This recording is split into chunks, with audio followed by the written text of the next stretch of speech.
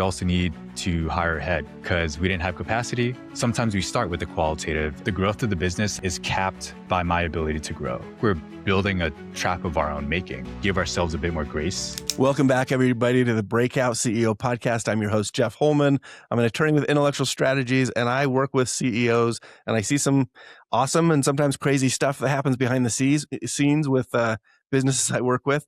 And since I can't share their stories, I like to bring successful and scaling CEOs onto the show and talk about some of their breakout moments. And today we have a pleasure to have David Khim with us. David, welcome to the show. Thanks for having me. I'm really excited to have this conversation and just talk about some breakthroughs and perhaps hear some of yours as well. Oh, yeah. That'd be a turn of events here. My mind might be preoccupied now when I'm trying to ask you questions, but we'll go wherever the conversation, wherever it flows. So I'm excited to talk to you because you're building an organic growth company, right? By building an organic growth company, you're actually, I feel like you're kind of on the edge of things. You're out there, you're dealing with AI as much as anybody is, I imagine. You're trying to help companies deal with AI as much as anybody in their industry is. And so you're seeing, I would guess, correct me if I'm wrong, as much or more disruption and movement and sometimes guessing and, forecasting as any industry out there. Is that accurate to say that? I would say so. I mean, in order for disruption to be happening, I would think that there needs to be some stability to then disrupt. Oh, I feel like the disruption is just so consistent that it's just normal now. The disruption is the consistency.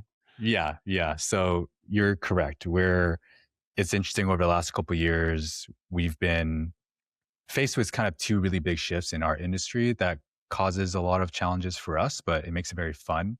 Where in the past, we focused on SEO, ChatGPT got launched, and now the question is, how do we appear in ChatGPT or Claude or Gemini? Yeah. So it becomes another marketing channel that we need to learn how to work in. And we've run a lot of experiments. We figured out a lot of things, at least to the best of our knowledge, that are working for our clients, which is exciting. But the other challenge we were faced with is, how does our delivery model change as we integrate AI into how we deliver? And how do we meet client expectations related to that, where they're saying, I can do this with Claude. Why can't you do it quicker with Claude? So we do need to do some transformation internally about how are we using AI thoughtfully and making sure that we continue to maintain a high bar for what we deliver to clients. So it's fun. I mean, it is a lot of challenges and it raises a lot of uncertainty. And one reaction could be fear of change and resisting. But the way that my co-founders and I have approached ambiguity is to treat it as opportunity. And to me, that is the only way to approach that if you want to build a business. Otherwise, you get stuck in the past and you get left behind.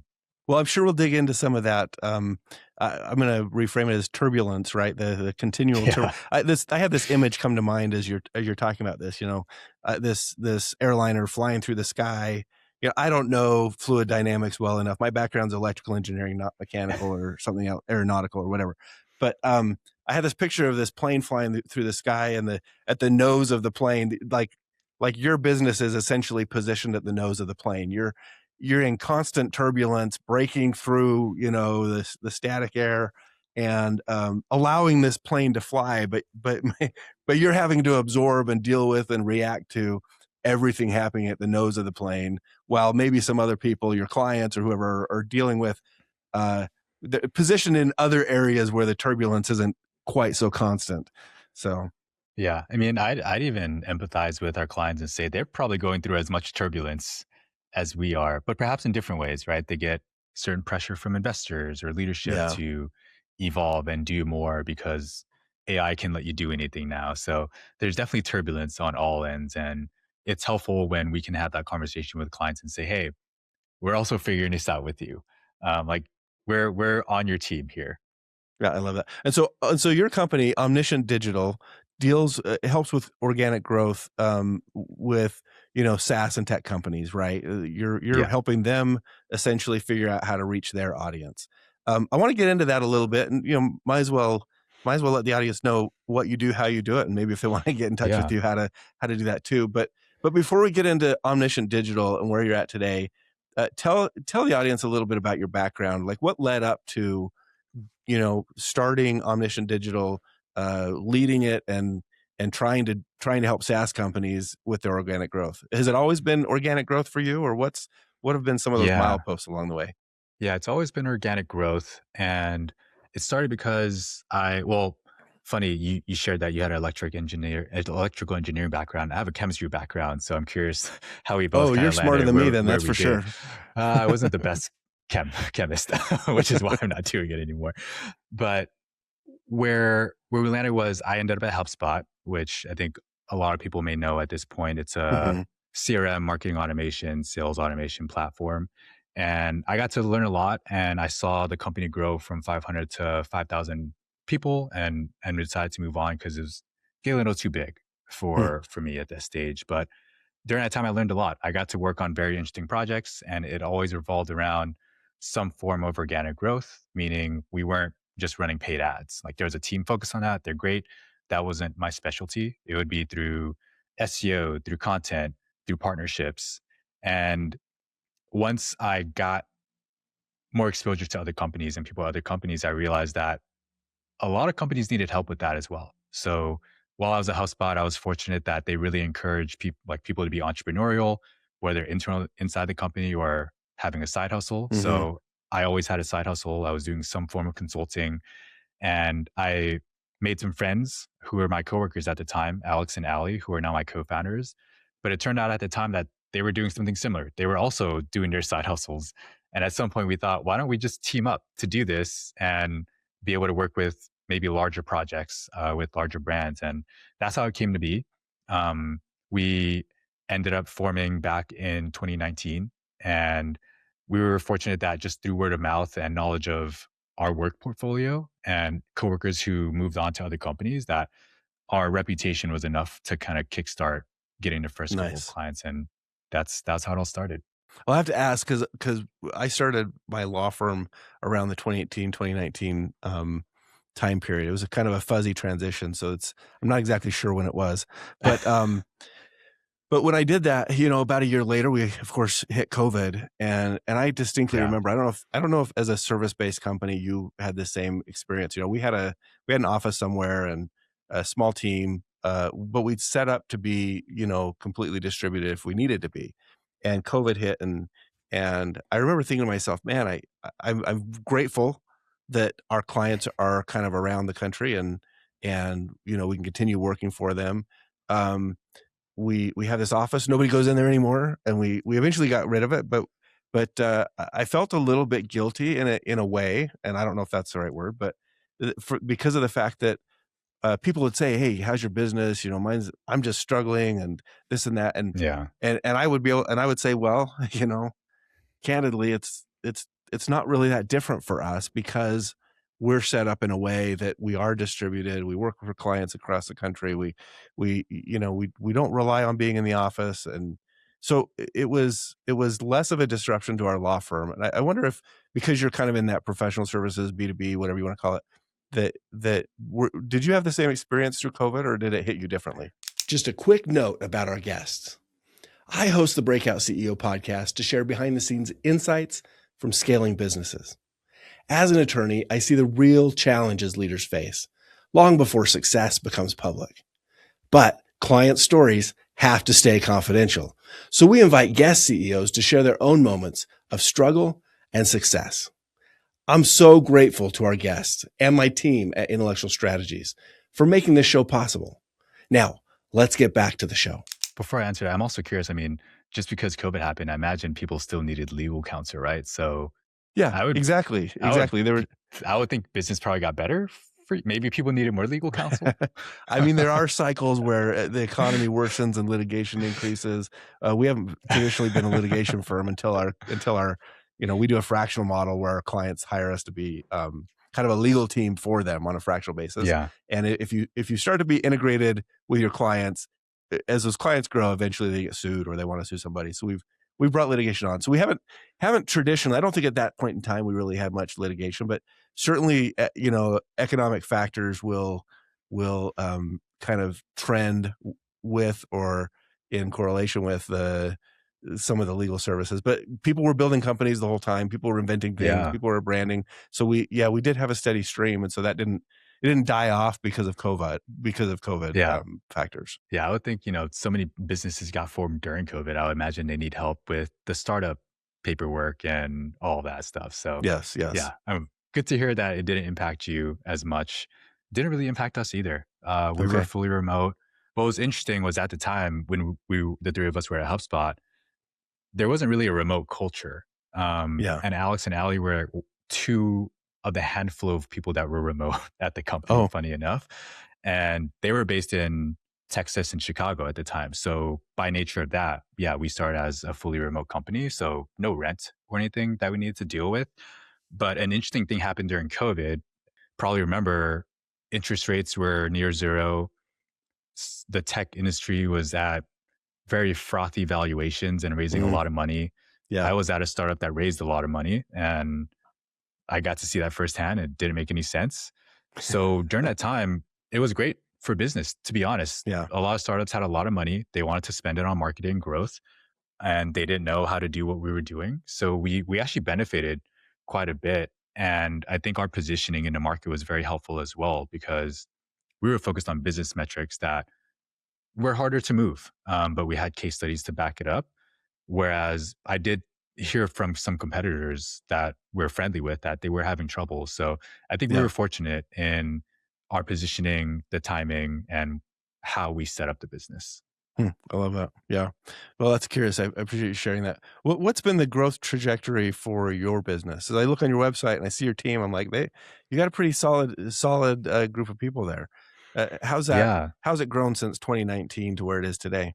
Yeah. Well, when we started in 2019, the me and my co-founders were part-time. So we had Hmm. taken full-time jobs at other companies. We were part-time. It was 2021 that we jumped in full-time. And once that Okay. happened, we did the triple top line revenue on a small base, of course. We I recall tripling again the next year. And we Hmm. started going into a more reasonable growth where it was more like 40%. So growth has gone extremely well.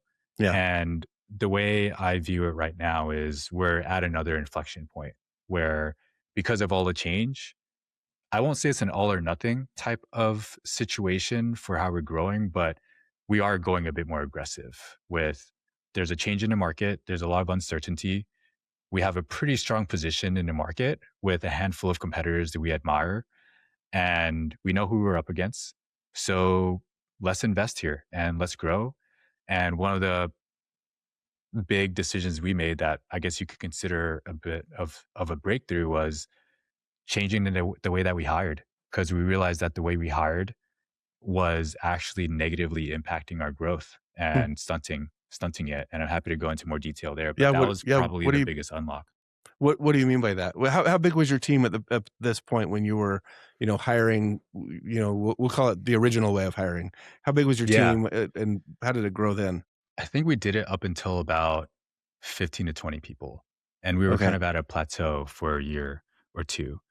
And the way we did it in the past was, and it worked. So I won't say don't do this, but it stunted our growth after a certain point.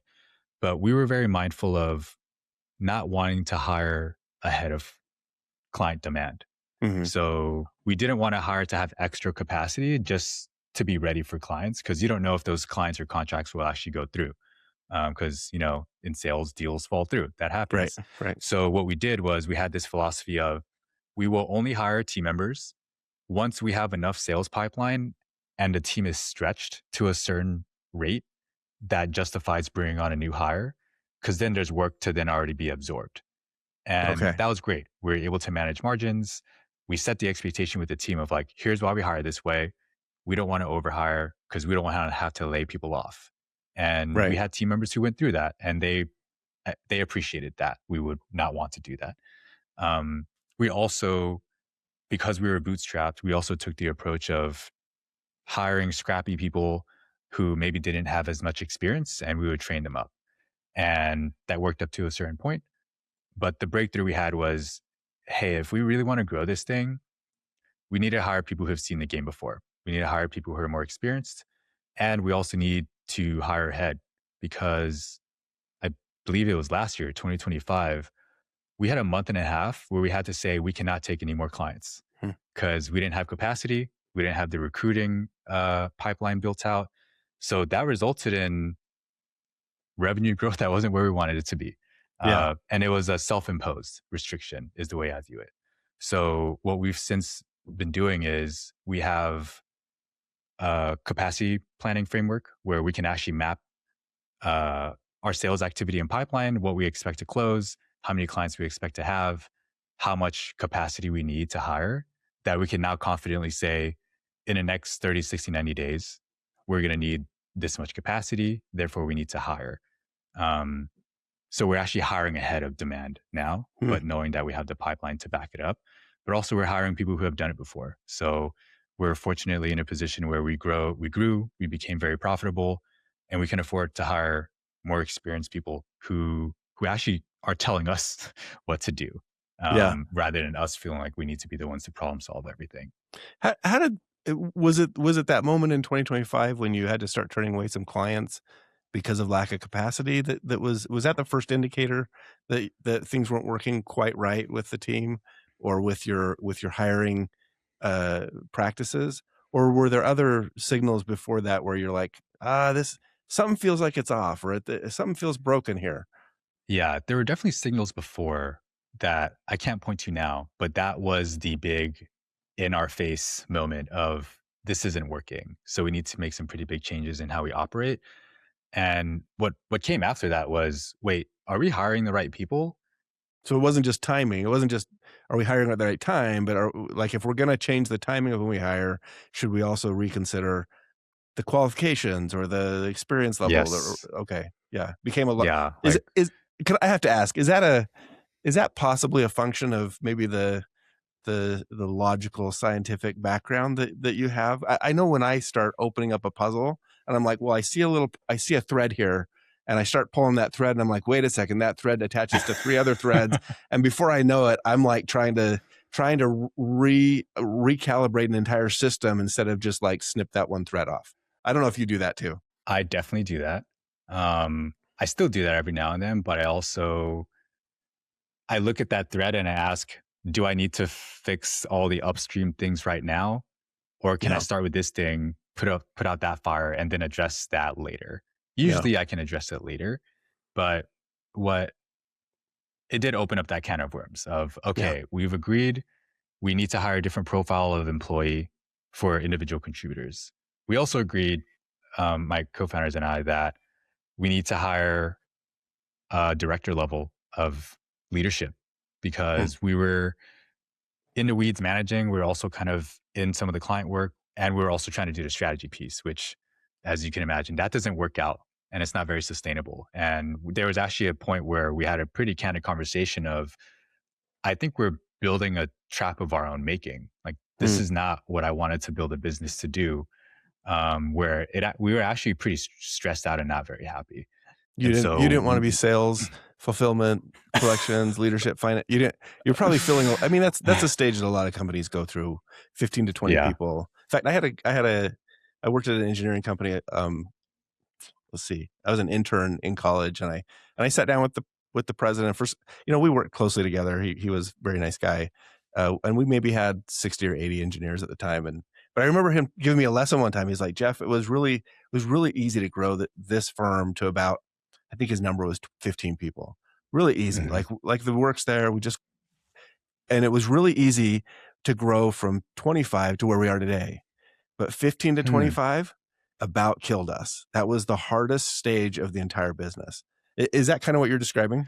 That's funny because that's almost exactly about where we have been for about 2 years, where I've heard similar anecdotes, but it's more around revenue size of, hey, 0 to 1 million is pretty easy. 1 to 5 is very tough. Once you're past 5 million, smooth sailing, at least until you get to, I don't know, 10 or 15 or something. And so we're kind of in that phase right now. And I think we're going to break out of it by the end of the year. But that is, I can't say that I enjoy doing all those functions all at the same time. I can do them if I have to, but it's not sustainable. And it results in a very unhappy, grumpy, stressed out David. Yeah. Well, I'm curious too, because these decisions, when you have a couple co-founders, were the conversations, and were you guys typically pretty aligned in the conversations, or was there, a little bit of politicking or maybe some debating that had to happen? Ha- Not Yeah. to expose any of the the intricacies of your partnership, but I'm curious if there's anything there that you saw that might be helpful to other people who are also in partnerships and probably going through the same types of conversations with their partners. Yeah. Fortunately, we're usually mostly aligned.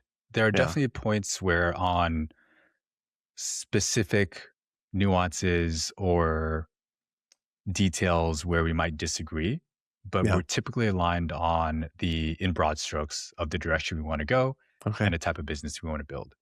That And makes it those times easier. where yes, it helps a lot. I feel very Yeah. fortunate. The times where we do disagree, we kind of just debate it out. Sometimes it does get a little bit combative, but we know that at the end of the day, we're on the same team. Right. We're not trying to discredit anyone's intelligence. We're not trying to split off into a separate company or break up the partnership or anything like that. So it helps to know that we're coming from a place of, hey, we want to all succeed together. It might also help that we each have gone through therapy and have our own coaches to help us work through like, hey, is it me? Am I the one that needs to be a better communicator? But I think we could probably do better. Like there are areas where we could communicate more if we had the time and space to do so and we weren't trying to run the business day to day. But I think we have a good space to work out those disagreements quite well. Yeah, no, I think that's fantastic. And like I mean, look, you mentioned lifting before, doing your deadlifts or whatever.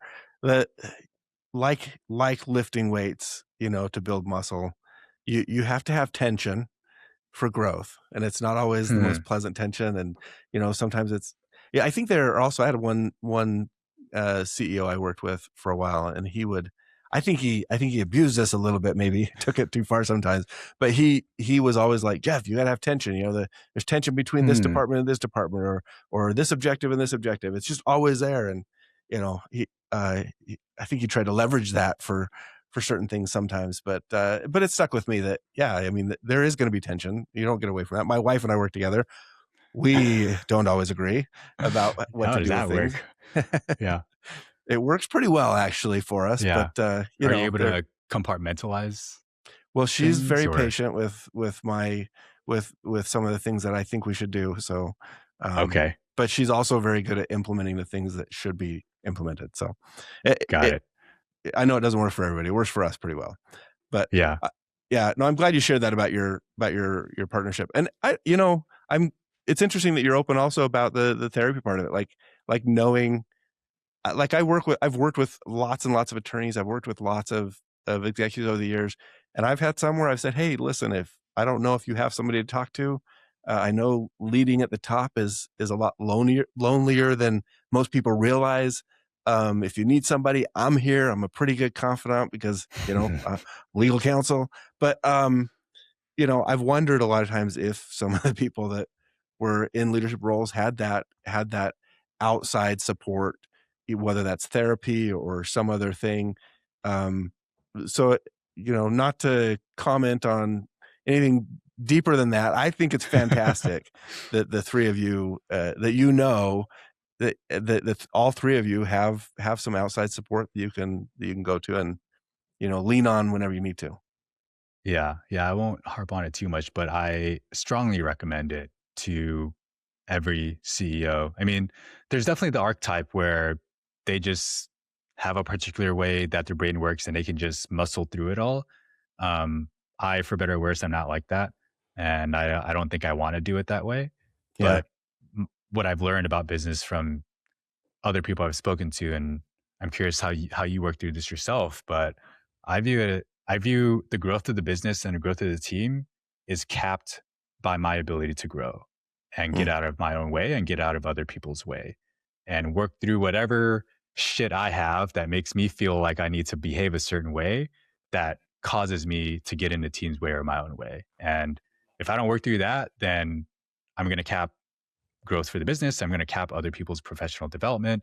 I'm going to cap the level of ownership they feel like they can have.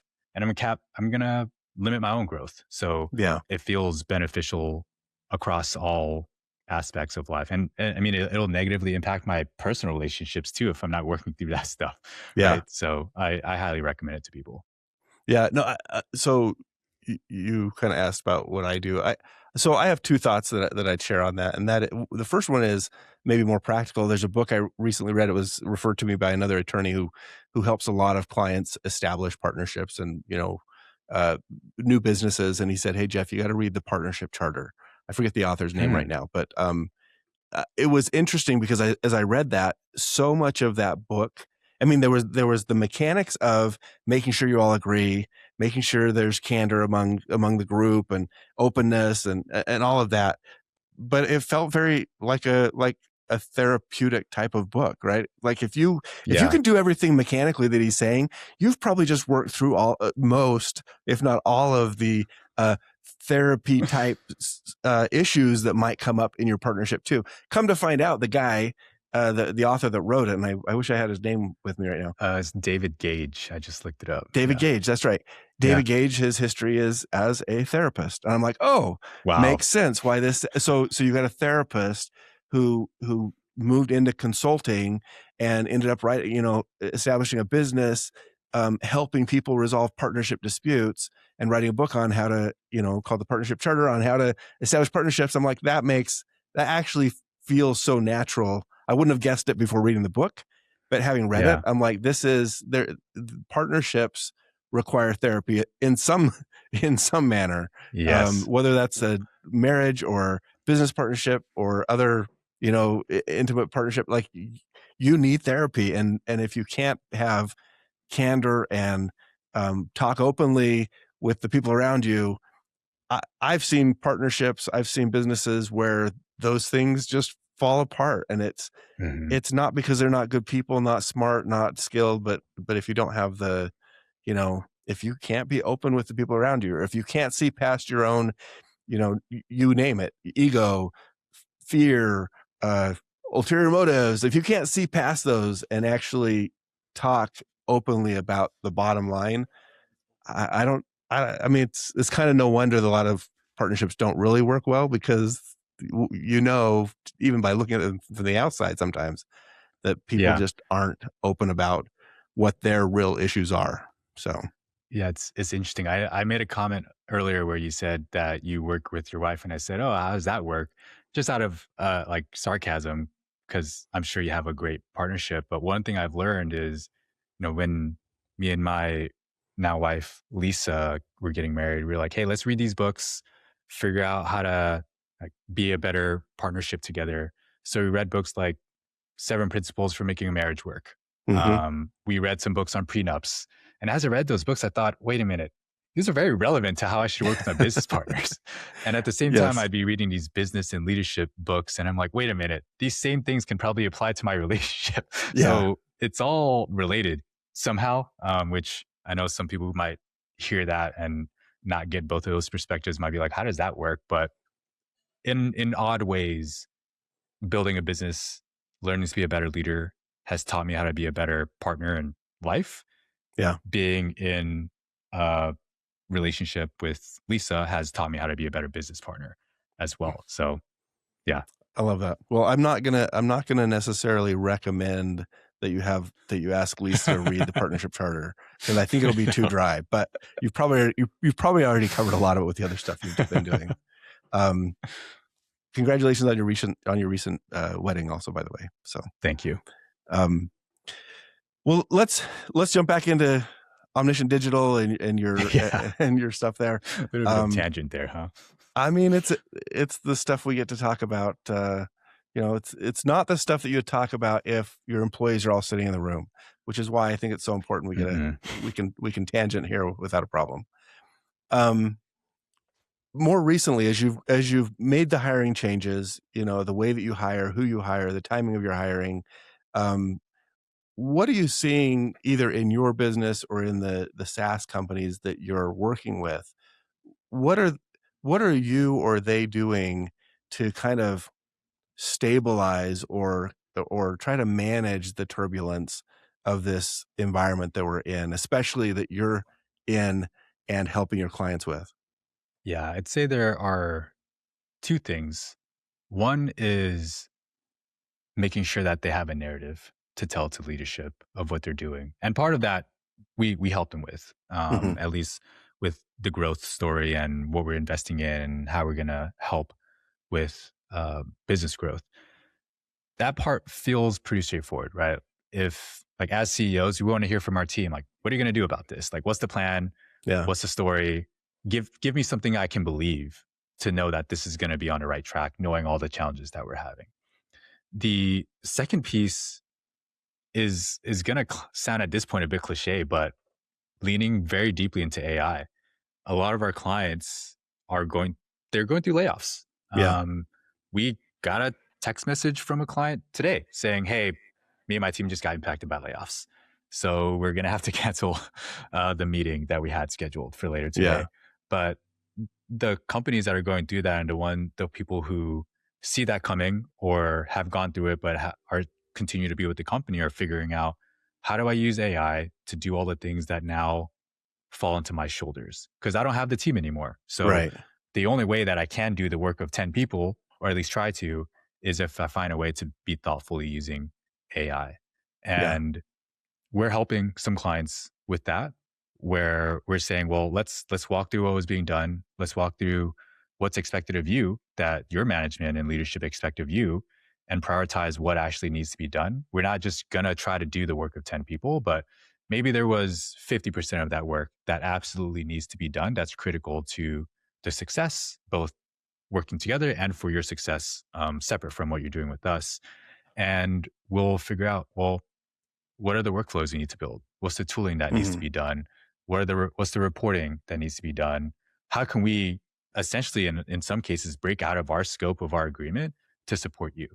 And a lot of that has to do with helping to build AI systems for them so that they feel like that work is still getting done. Yeah. I was just going to ask, and I think you just answered it, if this is actually expanding the scope of the work that you do, and it sounds like it is. Sounds like you guys are, and I think Yeah. you have to be kind of flexible to that, right? Because we're working on the Yeah. frontier right now. Yeah. It is really interesting because this is, I'll be candid, it's where I wanted the business to go, where I saw the business going, but now it's more of a forcing function of, hey, that thing we thought we would do in a year, clients are asking for it now. Yeah. I was just in New York visiting some clients and at some conferences, and one of them was saying, "Hey, I need my CEO to be on LinkedIn more because he has a big audience and that's where all our potential prospects are, but he doesn't have time. But Yeah. he's such a great speaker. He's doing all these talks and all this stuff." And I explained to her this whole workflow I had of every day I have Claude go through all my calls, identify which ones are sales calls, pull out the most common questions, turn those into LinkedIn posts and blog posts, automatically upload those to my scheduling tool and all that. And she said, I want that. Like, how do you Yeah. build that for us? And I was just sharing something thinking, yeah, he can just build this. But she said, can you build it for us? So Mm. just very basic things like that that feel obvious to us because we're scrappy, we're bootstrapped. We have to figure these things out. By sharing them with clients, they say, how do you do that? I can probably figure it out, but I don't have time. Can you do it for us? And it's forcing us to question, well, is this a new service? How do we position ourselves now if we also do essentially AI systems build outs? That's Yeah. a big question we're working through right now. Yeah. And it's well, but it's impacting every industry. I mean, I'm in law. We talked earlier, Yeah. maybe in the icebreaker, it's the same way that you are. We're starting to say, how do we integrate AI to help provide better services to our clients, but also how do we respond when clients come to us and say, "Oh, hey, I've already got most of this done. I just need you to sign off on this that it's done right. I did it all on AI last night. Here's a 30-page document. Just it shouldn't take more than half an hour to look at it," type of thing. You run into that too, I'm sure, where people are like, "Hey, we Yeah. started to build this. Can you finish it, or can you build off of this?"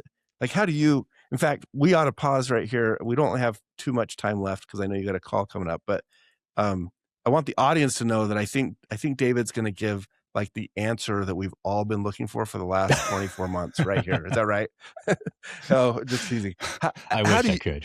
how do you respond to, the requests from clients to try to leverage AI uh, on their behalf at lower budgets than what you would normally charge? There are two ways that we approach it. I have actually had prospects come to me and say, here's what we built with Claude. Hmm. Here's what we're doing. Here are the results we're seeing. What can you do? And I'll actually tell them, you should just keep doing that.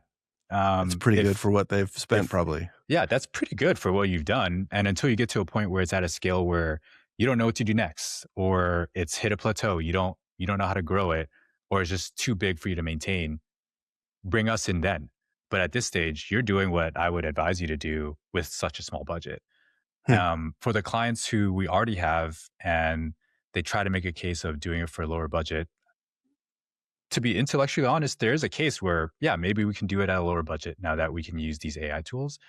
The other piece that we speak to on our calls with clients is, you're not paying us for the output. You're paying us for the outcome. And yes, there's some formula for how we charge for the work that goes into the output.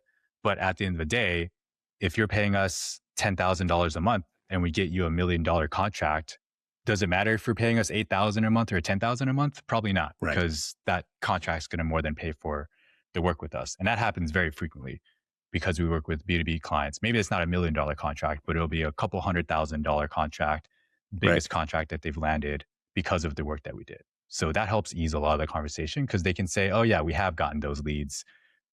You're right.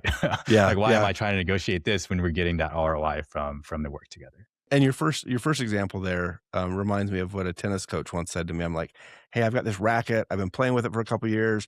Like, I see these fancier ones coming out. Like when should I get a new racket? And he Should I goes, upgrade? and he just goes, Jeff, is that one working for you? I'm like, well, yeah, I don't have any problems with it. I just saw the fancier ones and the new models are coming out. He's like, well, then keep the one you got. Trade up when you notice that this one's not working anymore. So that seemed way too simple, but I hang on to rackets a lot longer now, I guess, because of it. I feel like the answer to a lot of our questions tend to be simpler than we'd like to accept. I'm curious what it's like for your world, but for us, sometimes clients come to us with very complex questions, expecting a very complex solution based on what they see on social media and everything that people are pitching them and things like that. And I'll say, actually, you don't need to worry about 80% of that stuff. Yeah. You can do it later, but what you need to focus on is the 20% right now.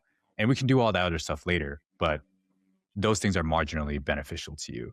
It's hard for them to hear that, because you want to hear that we're going to do this very complex thing, but really it's, how are we going to help you focus on the right thing? Yeah, we see that in two ways. We see people coming saying, a lot of our inventor types really want to build patent portfolios and build extensive trademark portfolios so they can, buy all the letterhead or put, what stickers on their wall. And I'm just like, hey, start simple. Legal isn't generating revenue for you probably. So let's get you the basics, then you can generate revenue. And then we can have conversations. If you're still really interested in a portfolio, we can talk about that later. As you scale the legal as your revenue scales. That's one way let's we build see the it. business before we try to get legal to protect. Yeah, the exactly, business. exactly. And then the other way we see it is that when people come to us with really complex proposals, it's usually because they're violating some type of compliance or regulatory issues. It's like, this is not meant to be this complex. The reason you're doing it is because you're trying to avoid what the rules actually say. So it's kind of a red flag a lot of times, the complexity. I don't know. Does that mean you want to take it on, or you don't want to touch it? That means I want to be really careful about what I tell them before I let them sign up. So, well, David, I know we're coming to a close here. I really appreciate the insights that you shared, and I'm excited to see where Omniscient Digital grows with the team and everything. For those CEOs that are out there scaling a business, maybe they're SaaS CEOs saying, "Oh, I need to get a hold of David to, have his team work on some stuff for me." Maybe there are other CEOs just saying, "Man, I probably should get a therapist or whatever." I like to take away something. What would be your kind of number one insight that you would want to share with somebody that would be, like you were a year ago, say you were in the trenches, and if you could tell yourself one thing 1 year ago that you know today, what would that be? Yeah, I don't have an immediate thing, but I do have one thing that might be helpful. And Yeah. each year I have a mantra for myself that's just kind of a thing I repeat to myself as a reminder of how to get through challenging times. Some years it was just the word breathe. Some years it was something like a faith, not fear, when things were Hmm. really challenging. This year is grace in space. And I think as CEOs, we tend to focus on the next thing, or what's the thing I need to do, or what's the fire, and all these things that we need to juggle, which is all valid. I think we could give ourselves a bit more grace, Hmm. and kind of let ourselves know that we'll get to those things. We don't need to beat ourselves up now. We can do a little bit of it, but move on, and give ourselves that space to process what's happening and be able to look at the whole field and figure out where we actually need to focus versus getting tossed and turned because you're stuck in the middle of everything. You don't have space to zoom out and actually prioritize what you need to do and where to actually spend your time and energy. And that mantra has gotten me through a lot this year already. Yeah. And hopefully it's kind of what folks need to hear as well. I love that. It's very grounding advice. So having something to kind of bring your focus back to throughout the year, because Yeah, it is chaotic running a business and growing a business like you're doing. So, it's well, fun. yeah, it is fun too at times, isn't it? Thank you so much, David, for coming on the show. It's really been a pleasure hearing even a little bit of a slice about your business and what you're doing and the lessons that you've learned and the breakthroughs that you've had. So thanks for coming and sharing that with us. Thanks for having me. I really appreciated the conversation. Yeah, it's been fun. And to our audience who listened to this week's episode of The Breakout CEO, thanks again for joining us. Be sure to follow or subscribe on your favorite podcast platform. And if you enjoy the show, a rating or a review goes a long way. Our mission is to promote the stories of breakout CEOs in scaling SaaS, e-commerce, and tech companies to equip peer CEOs with valuable perspectives and confidence. Thanks again for joining us on this episode of The Breakout CEO. I'm Jeff Holman, and I'll see you next time.